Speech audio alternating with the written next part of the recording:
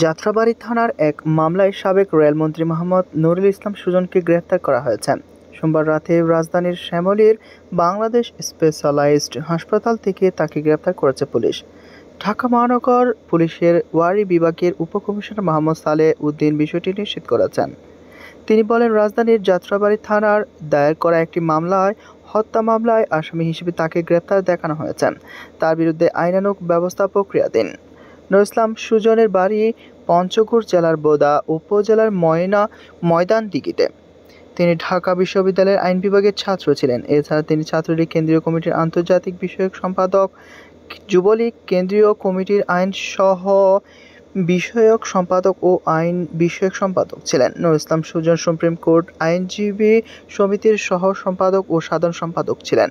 তিনি পঞ্চগড় জেলা আওয়ামী লীগের সভাপতির দায়িত্ব পালন করেন। 2024 সালে দ্বাদশ জাতীয় সংসদ নির্বাচনে পঞ্চগড় 2 আসনে টানা চতুর্থবারের মতো এমপি নির্বাচিত হন। এর আগে 2018 সালে নির্বাচনে জয়ী হলে রেলমন্ত্রীর দায়িত্ব পান তিনি।